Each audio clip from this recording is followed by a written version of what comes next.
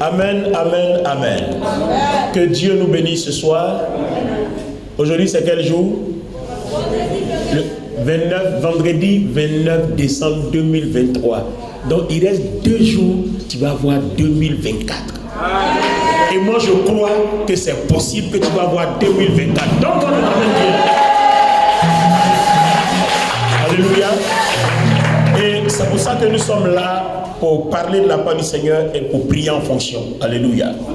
Vous vous souvenez, le dernier mardi, on a parlé de Noé qui trouva grâce aux yeux de l'Éternel, partie 1. Aujourd'hui, dernier vendredi, nous allons parler de Noé qui trouva grâce aux yeux de l'Éternel, partie 2. Alléluia. On va aller dans les Écritures. Genèse, le chapitre 6. Oh, crie très fort, Genèse, le chapitre 6. J'ai des secrets spirituels à partager avec vous qui vont vous amener à travailler dans la tranquillité.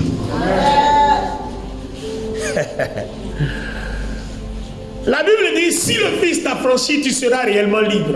Amen. Si le Fils t'a franchi, il y a une condition.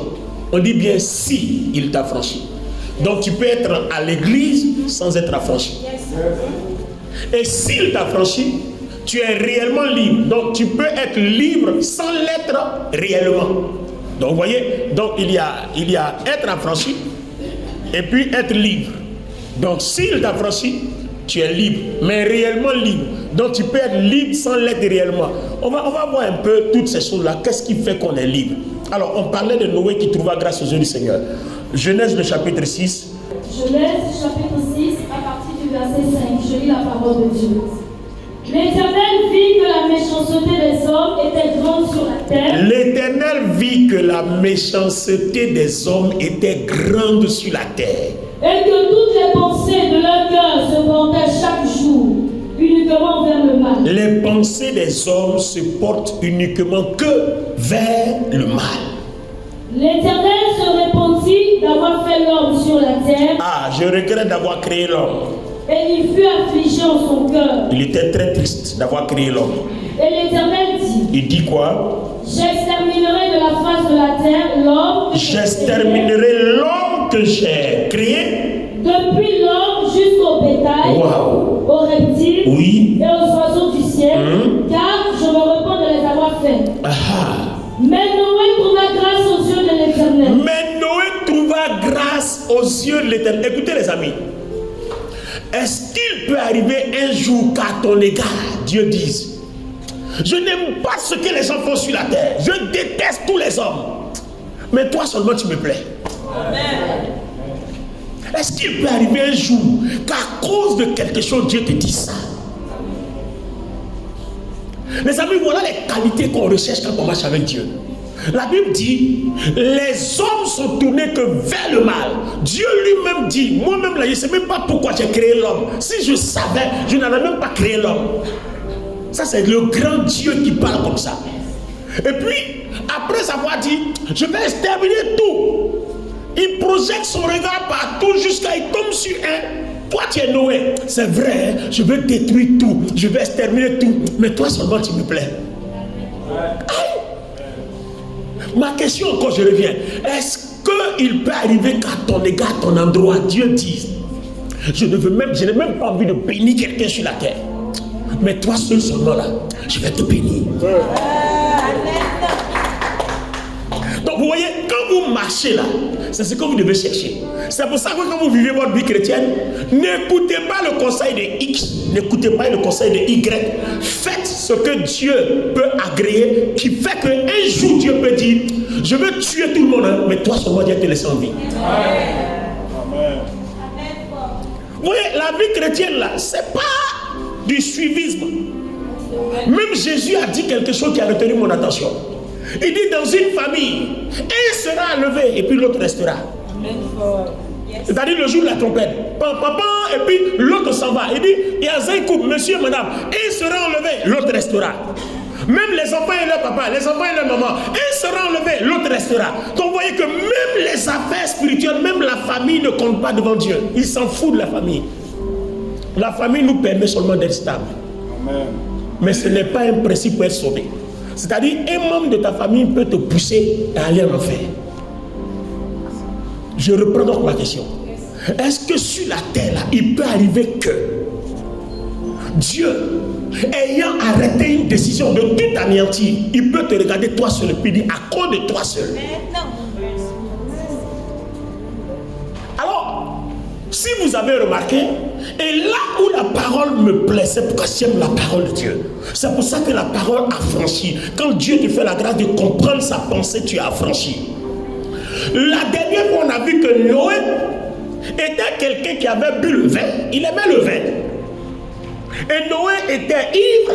Il a même découvert sa nudité. Comme allait parler, et puis Sem et Japheth ont protégé. Mais on a dit que malgré la faiblesse de Noé, il trouva quand même grâce aux yeux de Dieu à cause de quelque chose. Continuons, on va voir. Voici la postérité de Noé. Oui. Noé était un homme juste et intègre dans son temps. Noé était quoi? Juste et intègre dans son temps. Attends, est-ce que vous avez entendu? Noé était quoi?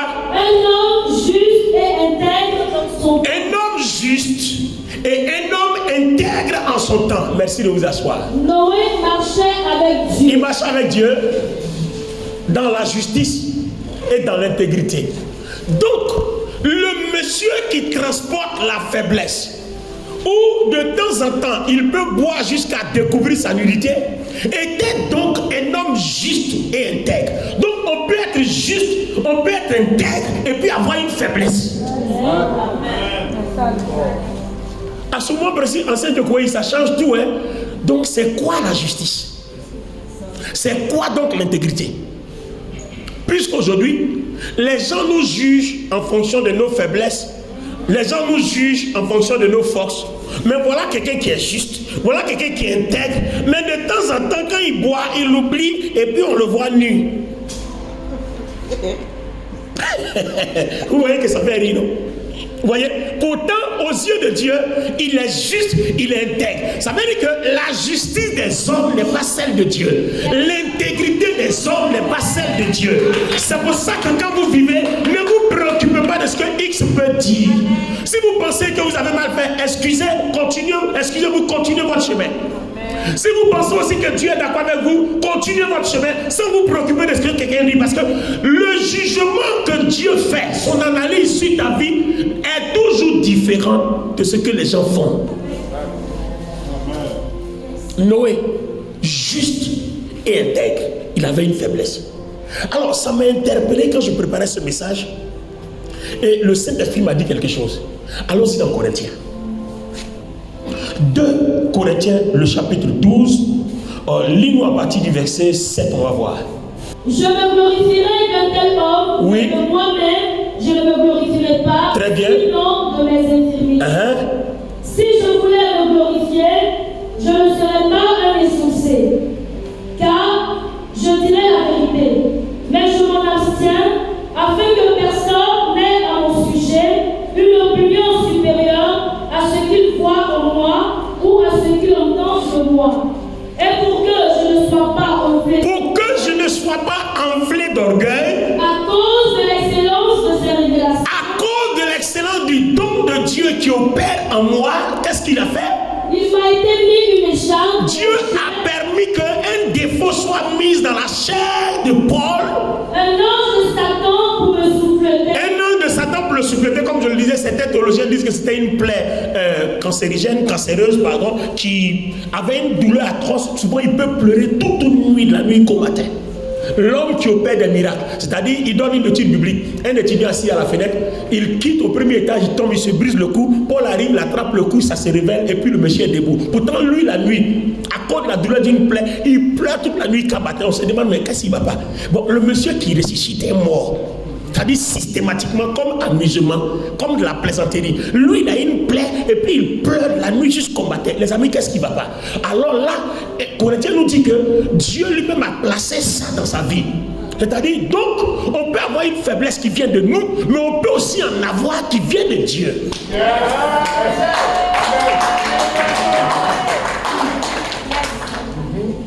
On peut avoir des faiblesses qui viennent de nous. On peut aussi en avoir qui viennent de Dieu. Et ces genres de faiblesses-là, vous allez prier. Vous allez prier. Vous allez prier. Il n'y a rien à faire, ça ne bouge pas. Et souvent, tu as l'impression que Dieu ne t'écoute pas. C'est alors qu'il t'écoute. Et par moment, va demander plutôt à Dieu pourquoi tu as déposé ça dans ma chair. Au contraire, Dieu merci pour Paul. Lui, il sait pourquoi Dieu a déposé. Il dit, Dieu a déposé ça là pour ne pas qu'il soit orgueilleux. Continue. 3 fois j'ai prié. 3 fois j'ai prié le Seigneur d'éloigner ça, d'éloigner cette douleur, d'éloigner cette faiblesse, d'éloigner cette honte, d'éloigner cette humiliation de moi. Et Dieu lui dit quoi? Et le Seigneur a dit, ma grâce te suffit. Le Seigneur dit, ma grâce te suffit. Alors je prends ce parallèle, ce message-là, je le mets en parallèle, je le soulève depuis le Nouveau Testament, je viens et puis je le dépose dans l'Ancien Testament à côté de Noé. Je dépose Paul à côté de Noé. Alors regardez bien. Noé trouve grâce. Il est juste intègre. Mais il a un vilain défaut. Paul aussi, la grâce de Dieu lui suffit. Ça dit, lui aussi, il trouve grâce. Mais il a un défaut humiliant, douloureux, qui fait que souvent on le regarde bizarre. Donc, je me pose la question, est-ce que Dieu lui-même, c'est pas lui qui a fait que Noé de temps en temps il boit comme ça?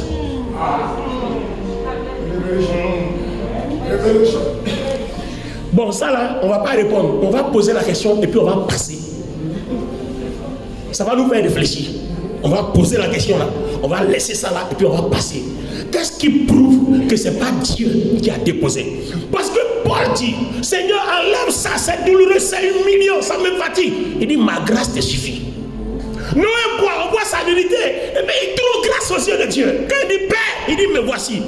Les gens disent, aïe, il se passe quoi? Donc on se demande, parallèlement à Paul, est-ce que Dieu n'a pas déposé ça dans la vie de Noé?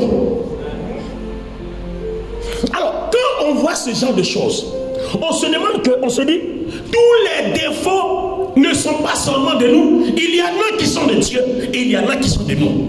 Il va falloir que dans notre marche avec Dieu, on sache repérer ce qui est de notre chair et ce qui est de Dieu. Toute sa grande onction ne contrôlait pas la plaie. Le charme qui lui a été placé dans la chair. Dans sa grande onction, ne contrôlait pas. Bon, vous allez me dire que Noé aussi, c'est un vigneron. Bon, vous allez me dire, bon, quelqu'un qui cultive la vigne, il peut quand même contrôler les débits de vin dans son vin, non? Il peut quand même contrôler, non? Mais pourquoi il dépasse la dose? Pourquoi dépasse-t-il la dose? Il y a parmi vous des choses que Dieu a déposées pour que vous vous souveniez de Dieu. Il y a des choses que Dieu va déposer dans votre chair pour que vous vous souveniez de Dieu. Amen. Quand on dit ça comme ça ne représente rien. Mais revenons vers Paul. Il dit quoi? Pour que je ne sois pas orgueilleux. Vous comprenez l'histoire de Paul, non? Quelqu'un qui venait de tuer des hommes de Dieu, et le maître récent, c'était celui d'Étienne. Étienne, un évangéliste puissant qu'on connaît. Donc il s'en va à Damas pour tuer Ananias. Et la suite des hommes de Dieu puissamment utilisés qui font qu'il y a du bruit dans la ville au nom du Seigneur Jésus. Pour la gloire de Dieu. Et c'est là que Dieu l'arrête. Et puis on dit, tu es pasteur. Et on l'établit pasteur. Ananias veut se plaindre. Dieu dit, tais-toi. C'est pas pour ça qu'on t'a pas dit de prier pour lui. Il y a des écailles qui vont tomber de ses yeux. Donc on comprend que Paul tuait parce qu'il n'était pas encore converti. Il croyait le faire pour la gloire de Dieu alors qu'il n'était pas pour Dieu. Vous voyez? Et là, maintenant qu'il a compris, va. Il sera une bonne personne. Donc vous voyez qu'il y a beaucoup de choses profondes que les gens ne comprennent pas. L'homme ne sait pas à quel moment telle personne est une bonne personne, et l'être humain ne sait pas à quel moment telle personne est une mauvaise personne. Mais Dieu sait, parce que Dieu voit dans le cœur. Mais toi tu me regardes en face, mais tu ne vois pas dans mon cœur. Donc tu ne peux pas me juger. Yes. Yes. Ou bien, tu me regardes, mais tu ne vois pas dans mon cœur. Tu ne peux pas me juger. J'ai serré mon visage, il était bourré. Bon, c'est mon visage, tu as vu. Mais mon cœur n'a pas encore arrêté de t'aimer. Non, ou bien ça n'existe pas. Oh, les femmes, là, dites la vérité, vous faites malin là. Non, quitte là, je ne vais pas te voir, mais dans ton cœur là-bas. Il faut insister. Bon, je passais par là. Le problème avec les hommes regardent à l'apparence, mais Dieu va regarder dans ton cœur. Même le prophète Samuel, à l'onction de David, a failli se tromper comme ça quand il a vu Eliab. Mais Dieu lui a dit non, moi j'ai vu son cœur, toi tu as vu son apparence. Grand de taille, il ressemble à un roi. Il a le prototype. Mais dans son cœur, il n'est pas le prototype parce que son cœur est mauvais. Si tu sais que de l'intérieur tu es bon, si on dit tu es mauvais, tu t'en fous.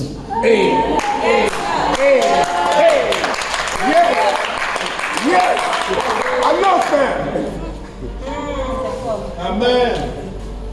Je peux parler? Alléluia. Alléluia. Il faudrait que nous apprenions à nous atteler à ce que Dieu croit, à ce que Dieu voit, la chose pour laquelle Dieu croit en nous. Je vous disais le mardi qu'il y a une seule chose dans la vie d'une personne qui peut faire que Dieu croit en vous, qui peut faire que Dieu vous aime plus que tout. Aujourd'hui, on a découvert que pour Noé, c'était quoi? L'intégrité et puis la justice. Des qualités de poids et de taille dans la marche avec Dieu, dans le caractère.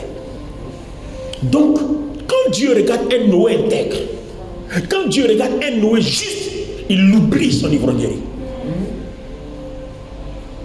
Donc, est-ce qu'il peut avoir dans ta vie quelque chose qui fait que quand Dieu voit, on dit oh, le frère n'est pas bon, il a fait ceci, il fait comme ça. Mais Dieu ne regarde pas ça.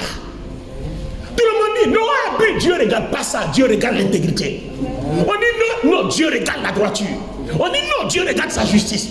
Vous voyez, il y a des choses qui doivent vous caractériser, vous déterminer. Amen. On rentre en 2024 là. Il y a des choses qui doivent vous caractériser et il y a des choses qui doivent vous déterminer. Celui qui veut t'insulter, qu'il t'insulte. Celui qui veut parler mal de toi, qui parle mal de toi.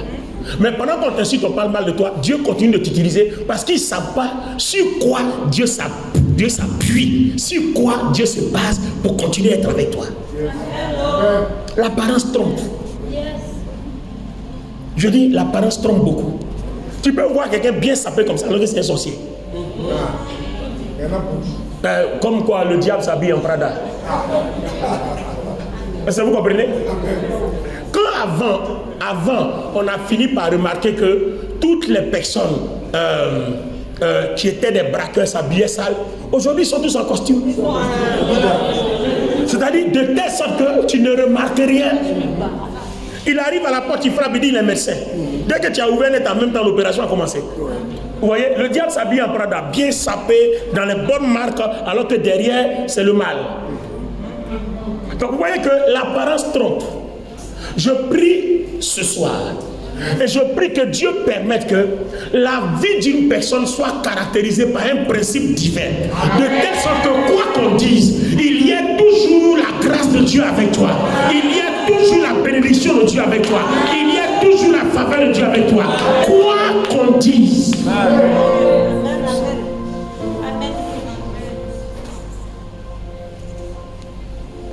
Écoutez les amis, faites attention. La Bible est remplie de mystères. Et la Bible est remplie de façons de voir les choses. Il y a toujours une chose. Il faut que dans votre vie, on trouve une chose. Et Noé même, lui, il en avait deux. La justice et puis l'intégrité. Noé avait deux.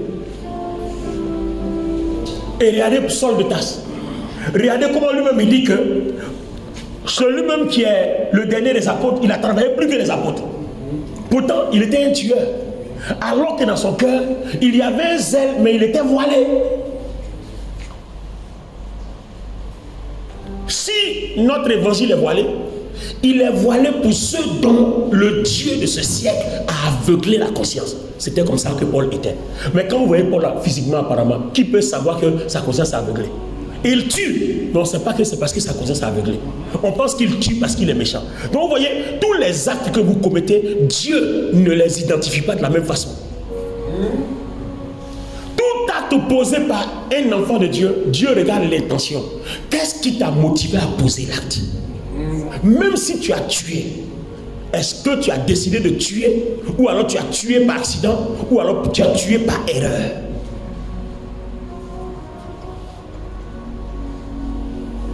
je voudrais qu'on prie ce soir. Et je voudrais que quelqu'un réalise que il y aura toujours dans votre vie une valeur et une faiblesse. Dans la vie de chaque être humain, j'ai mis 2 hommes en parallèle, un dans l'ancien, l'autre dans le nouveau. Dans la vie d'un être humain, il y a toujours une valeur, il y a toujours un défaut. Et Dieu va faire ça pour que tu n'oublies jamais ta dimension d'homme.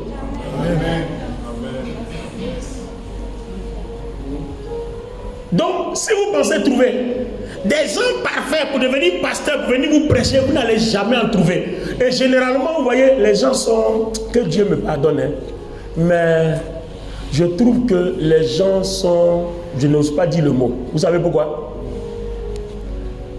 Quand un chrétien rencontre un pasteur qu'il voit pour la première fois, mais il a un respect pour lui. Tu le connais? Non, tu le connais où? Non. Tu l'as vu pour la première fois, donc pour toi il est parfait. Non, qui t'a dit ça? Tu ne le connais pas. Attends, on va tirer son tiroir et puis on va te parler de sa vie en détail. Tu vas dire, hey, sors, ne viens plus chez nous. Yes, vous voyez? Pourtant, la Bible dit quoi? Le Seigneur Jésus-Christ lui-même, qui est le Fils de Dieu, ils l'ont chassé. Jusqu'à ce qu'il dise, nul n'est prophète chez soi. Parce que comme vous savez que je suis né dans une crèche, je suis né dans une maison de charpentier. On a vu mon étoile jusqu'on allait me trouver dans n'importe quoi, quelque part là-bas. Donc vous ne croyez plus en moi. C'était la même chose, non? Comme Josué marchait auprès de Moïse, tout le monde l'a vu naître. Les anciens ne croyaient pas en lui. Jusqu'à ce que Dieu lui-même donne un signe. Que par sa parole, il fasse arrêter le soleil et la lune pour que les gens comprennent que Dieu est avec lui. Yes. Vous voyez, quand les gens connaissent vos défauts, vos faiblesses, ils ne vous respectent plus. Non. Mais aujourd'hui, on a compris que tes défauts et tes faiblesses ne signifient pas que Dieu n'est pas avec toi. Ne signifient pas que la grâce de Dieu n'est pas avec toi. Je veux dire à quelqu'un, à 10 personnes ici dans cette salle, peu importe tes défauts, peu importe ta faiblesse, ça ne signifie pas que Dieu ne peut pas te bénir. Je dis, ça ne signifie pas que Dieu ne peut pas t'élever.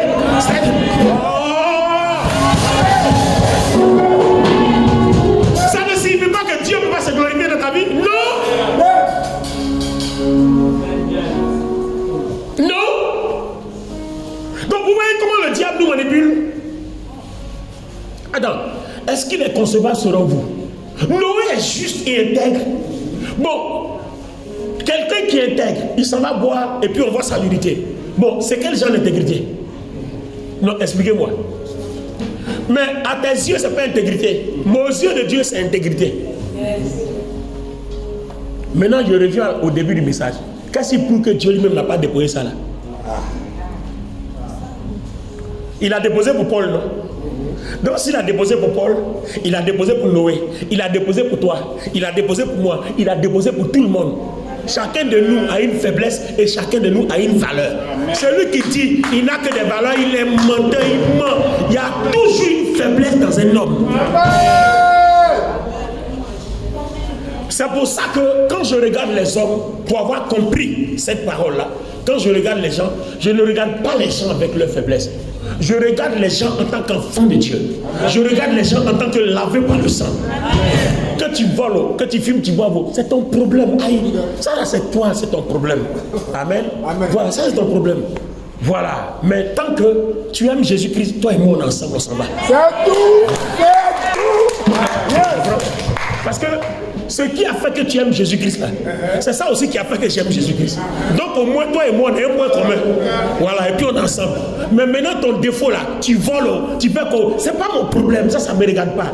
Voilà, et puis c'est même pas à moi de chercher à savoir, parce que Dieu lui-même qui sait là, il te mettait en vie. Alors moi il me fatigue pour savoir là, ça fait quoi? Non, quand je me cherche là, même s'il a trouvé que effectivement c'est ça, tu es comme ça là, maintenant il gagne quoi?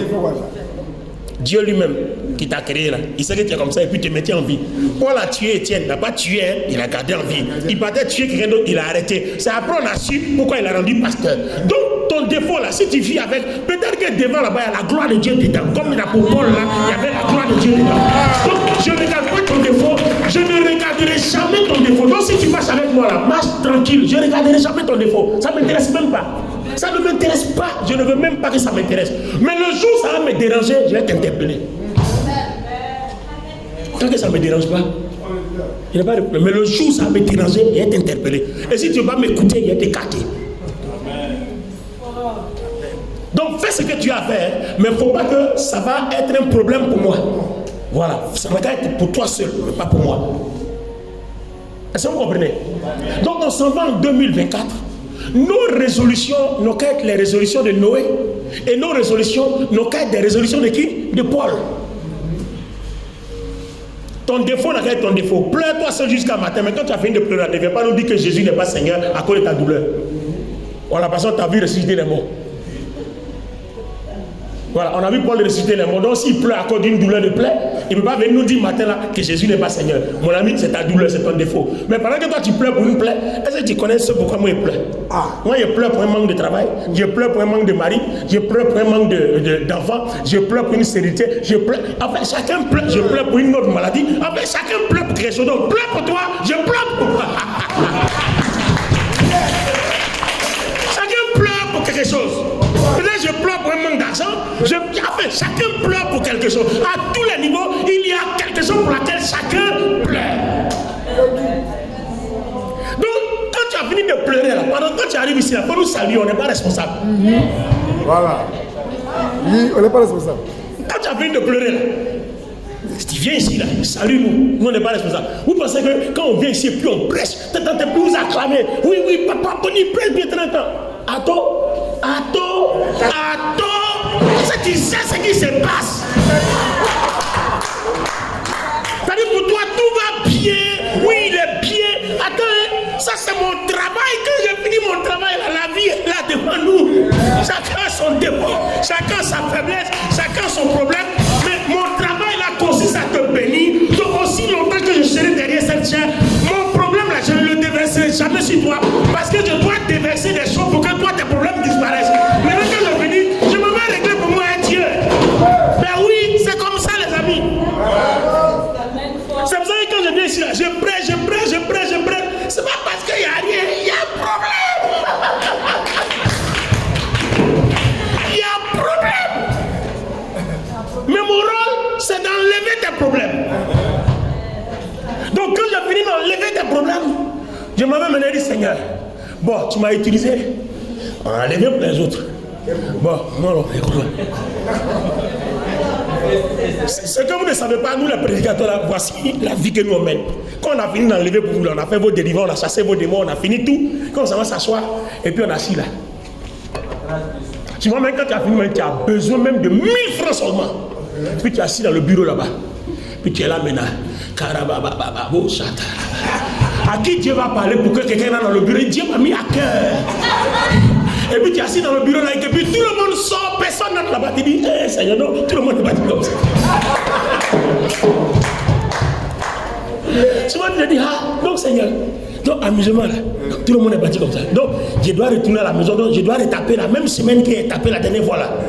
Aïe, non, Seigneur, on peut faire ça. Les amis, ce que vous ne savez pas là, voilà notre quotidien. Hein. Voilà notre quotidien. Je veux dire, chacun au niveau de la société a ses problèmes.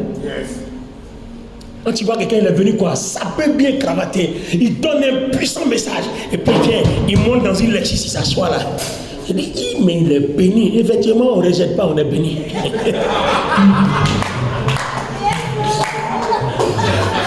On ne va jamais rejeter, on est béni. Amen. Mais maintenant, quand il est assis, même là, regarde Lexus là, même au rouge, on va mettre carburant. Même 10 000. On implore Dieu pour que ça vienne. Alors, nous concluons pour dire à ce dernier vendredi de l'année 2023 que tes défauts ne doivent jamais être une limitation pour que la grâce de Dieu opère dans ta vie. Et ça, j'ai parlé que de Noé et de Paul. Mais si il m'avait parlé de certains autres, toi-même tu as dit, ah! Alors mets-toi dans ta tête qu'à partir d'aujourd'hui, tu ne verras pas que la gloire, parce que il y a la gloire en toi est repérée par un caractère. Et puis le défaut en toi, pour que tu saches que tu es homme, que tu es pécheur. En montant, en descendant, tu es pécheur. Il y a toujours un défaut qui sera là. Ça ne va jamais finir. Tu vas vivre avec. Au moins, ça va te permettre de te repentir. Et puis rester attaché à Dieu jusqu'à la fin. Et ça, mettez ça dans votre tête. Hein. Quand Dieu vous délivre, là, il n'enlève pas tout. Voilà, c'est lui qui veut discuter, n'a qu'à aller demander à Paul. Il va lui dire, Dieu aurait dû enlever les chades là. On dit, mais Dieu lui-même a placé les chades. Pardon. Pour que, on dit, un ange de Satan pour le souffleter, afin qu'il ne soit pas orgueilleux. Donc quand il finit de ressusciter le mort là, ne dis jamais, je suis le camarade de Jésus-Christ. Après lui, c'est moi. Donc, je trouve, j'imagine un seul instant que Saul de Tarse, après avoir ressuscité le gars qui a eu le cou brisé là, il finit s'asseoir. Et puis les gens disent, mais on va l'adorer. Mais ça s'est passé sur l'île de Marc, non? Quand la vipère l'a piqué, les gens l'attendaient qu'il meure. Il a pris la piqué, la vipère comme ça, là, comme ça. Il a secoué. Il a secoué. Il a secoué. Il a secoué. Et puis la vipère est tombée. Bon, les gens disent, bon, aujourd'hui, on va voir. Il n'a pas dit Dieu, lui. On va voir aujourd'hui. Et puis les gens attendent. Bon, normalement, ce genre de vipère-là, tu dois t'enfler. Et puis après, tu meurs. Donc les gens attendent. Attends, il va s'enfler. 1 heure, il ne s'enfle pas. 2 heures, il ne s'enfle pas. 3 heures, il ne s'enfle pas. 4 heures, il ne s'enfle pas. Vous savez ce que l'homme a dit? C'est un Dieu! C'est un Dieu! On va l'adorer! En même temps, là, ils ont failli faire culte d'adoration. Et qui est Dieu? Paul. Maintenant, vous savez pourquoi ils vont se retenir? La nuit, quand ils vont dormir, il va commencer à pleurer pour s'appeler. On dit, ah, André a quelque chose. Donc, la vipère ne le moye pas à cause de la grâce, mais lui-même, il a un défaut parce qu'en fait, il n'est pas Dieu, il est un homme, et les dieux n'ont pas de défaut.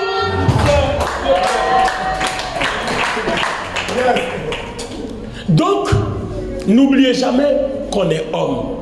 Dieu va toujours vous rappeler votre côté homme. Quand Dieu marchait avec Israël, qu'Israël déconnait, il leur disait, est-ce que vous vous souvenez d'où je vous ai tiré? Des esclaves comme vous avez oublié votre passé. Donc Dieu, il met toujours un point d'honneur sur notre côté homme pour qu'on réalise qu'on est homme, que lui seul est Dieu. Yes. Yes. Alors bien aimé, on va prier aujourd'hui. J'espère que le message de ce dernier vendredi va t'aider par la grâce de Dieu à ne plus te soucier pour certaines choses sur lesquelles tu ne devais plus perdre du temps. Amen. Voilà. Tu as un défaut, tu jeûnes, tu pries, ça ne va pas, il faut laisser. Amen. Voilà, ça va être l'humiliation, ça va être beaucoup de choses, mais c'est à partir de là aussi que des gens vont te prendre au sérieux. Gloire à Dieu. Voilà. Toi-même aussi, tu vas te prendre au sérieux. Parce que les gens m'ont dit, mais attends, bon, tiens-toi debout. Tiens-toi debout, tiens-toi debout. Alléluia. Tiens-toi debout. Je veux qu'on prie le Seigneur. Amen. Je veux qu'on prie le Seigneur. C'est le dernier vendredi. Je veux qu'on prie le Seigneur. Il y a un sujet de prière qui m'interpelle. Une façon de réussir sa marche avec Dieu, c'est le suivant. Paul, lui, il reconnaissait la faiblesse. Il savait faire la différence entre ses propres faiblesses et puis la faiblesse que Dieu a placée. Donc, de toutes les faiblesses que vous avez, vous devez savoir ce qui est provoqué par vous et puis ce qui est provoqué par Dieu. Et ça doit être un sujet de prière. Donc, si vous ne savez pas prier, au moins vous pouvez vous mettre à genoux du matin au soir. Seigneur, révèle-moi. J'ai beaucoup de faiblesses, beaucoup de défauts. Qu'est-ce qui est pour toi? Qu'est-ce qui est pour moi? Seigneur, j'ai beaucoup de défauts. Qu'est-ce qui est pour toi? Qu'est-ce que tu te lèves? Seigneur, j'ai beaucoup de défauts. Qu'est-ce qui est pour toi? Qu'est-ce qui est pour moi? Qu'est-ce qui est pour toi? Ça, c'est une meilleure prière. Jusqu'à ce que Dieu mette le doigt. Maintenant, là où il y a la conclusion de Godogo, Paul dit, Dieu lui a dit que sa puissance s'accomplit dans la faiblesse. C'est là qu'on termine. Sa puissance. Dieu dit à Paul, ma puissance, j'ai déposé une faiblesse en toi parce que ma puissance s'accomplit dans la faiblesse.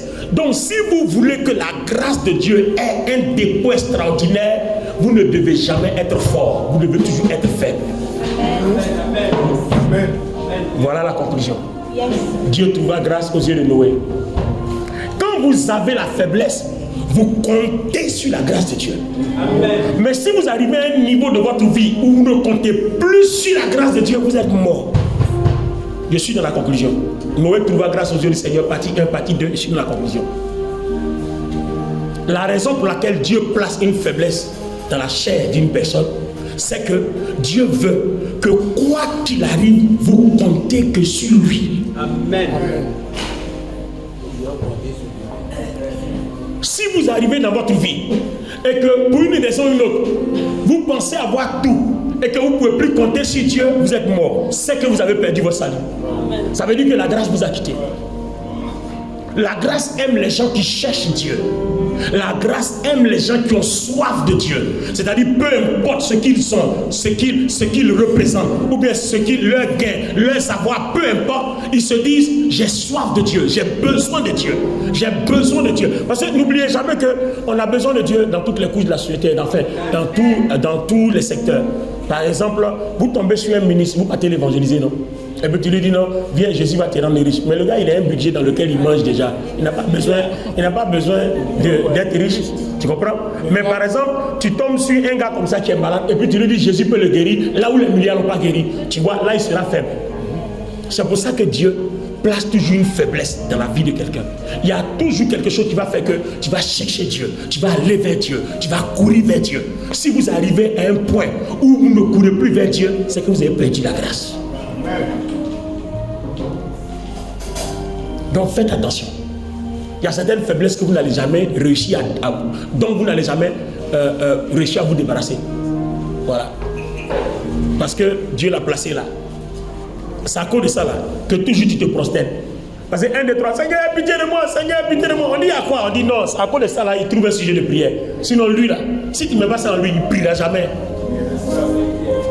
Il ne va jamais prier. Donc de temps en temps, il va permettre que tu aies faim. De temps en temps, il va permettre qu'il y ait un problème. De temps en temps, il va permettre qu'il y ait ça. Pour que tu puisses chercher sa face. Pour que tu puisses chercher la prière. Pour que tu puisses chercher l'église. Pour que tu puisses chercher le jeûne. Pour que tu puisses chercher... En fait, c'est comme ça. De temps en temps, il va permettre qu'il y ait un problème. Pour que tu ouvres au moins ta Bible pour lire un peu. Donc, n'oubliez pas que la faiblesse, Dieu s'en sert pour qu'on trouve toujours grâce aux yeux du Seigneur. Mais n'oubliez jamais qu'il y a toujours quelque chose en vous qui fait que Dieu s'attache à vous. Pour Noé, c'était l'intégrité et la droiture. Si vous étudiez la vie de Paul, vous allez voir, c'était un bosseur. Il aimait Dieu à un certain niveau, jusqu'à Paul est mort, sacrifié. On lui a coupé la tête. Il n'a pas renoncé à Jésus. Il est passé par la tribulation. Regardez son cœur. Pourtant le tueur là, tous ceux qui l'a tué là, il y a d'autres même les disciples, quand ça chauffait, on dit à Jésus, on ne te connaît pas.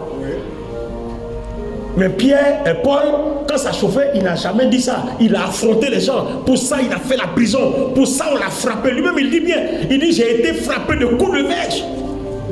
Parce qu'on voulait que je renonce au Christ. Je n'ai jamais voulu. Il faut qu'il y ait toujours quelque chose, une détermination en vous, une valeur en vous. Mais il faut aussi qu'il y ait aussi une faiblesse en vous pour vous pousser à chercher Dieu afin que vous trouviez toujours grâce aux yeux du Seigneur. Lève les deux mains. Lève les deux mains.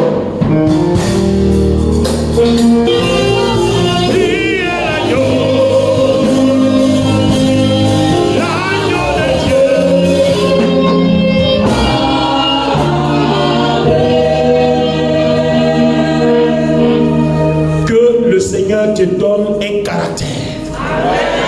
Que le Seigneur te donne une valeur.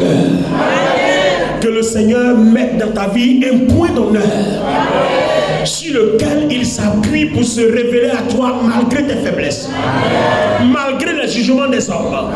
Que le Tout-Puissant permette que dans ta vie il y ait quelque chose pour que tu trouves toujours grâce devant Dieu. Que la faiblesse qui va être cette faiblesse soit cette faiblesse qui te permet de trouver grâce devant Dieu.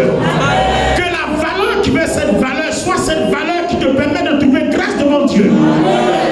Noé trouva grâce devant Dieu à cause de son intégrité et sa droiture. Malgré sa faiblesse d'ivrognerie.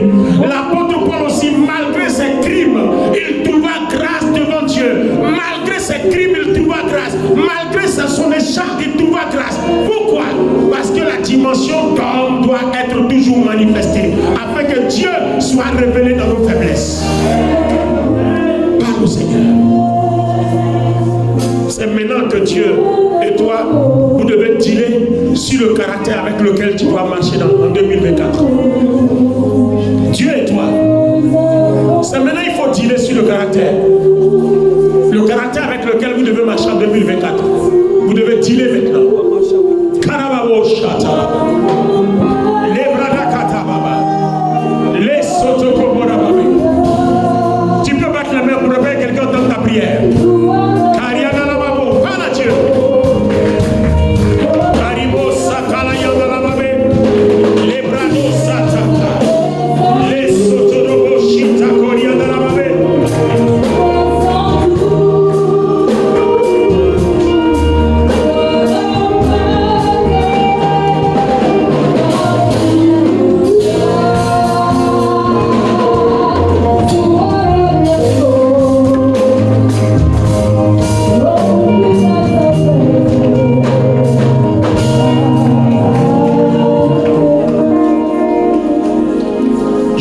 prie le Seigneur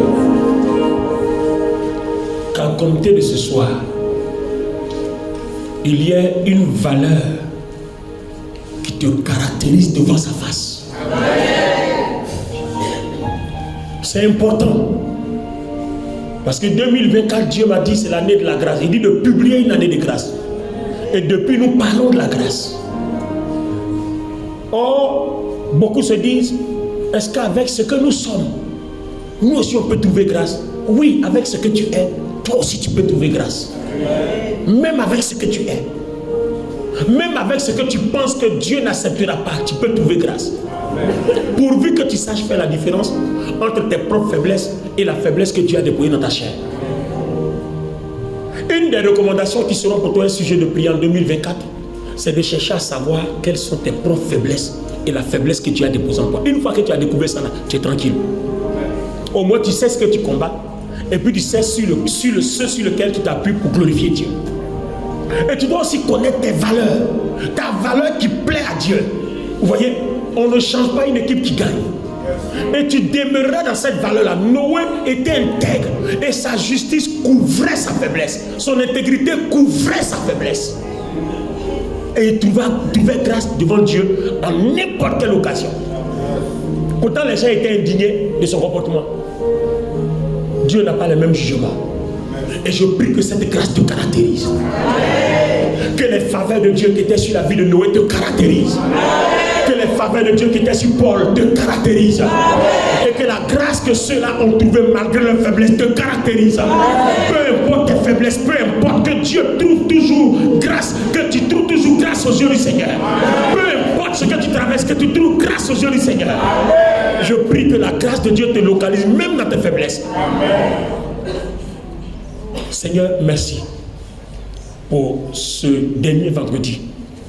Tu attires notre attention sur ce que nous devons faire pour notre caractère. Parce que la grâce marche aussi avec le caractère. Et tu nous as montré les faiblesses de Noé. Aussi, c'est les valeurs dans son caractère. Pour Paul aussi. Et tu nous as montré sur quoi tu t'appuies pour que cela trouve grâce. Et pourquoi tu as déposé ces faiblesses dans leur vie. Nous te disons merci. Nous avons compris le message. Cela nous servira en 2024. C'est au nom du Seigneur Jésus-Christ que j'ai prié. Et l'enfant de Dieu dit Amen. Amen. Et Amen bien.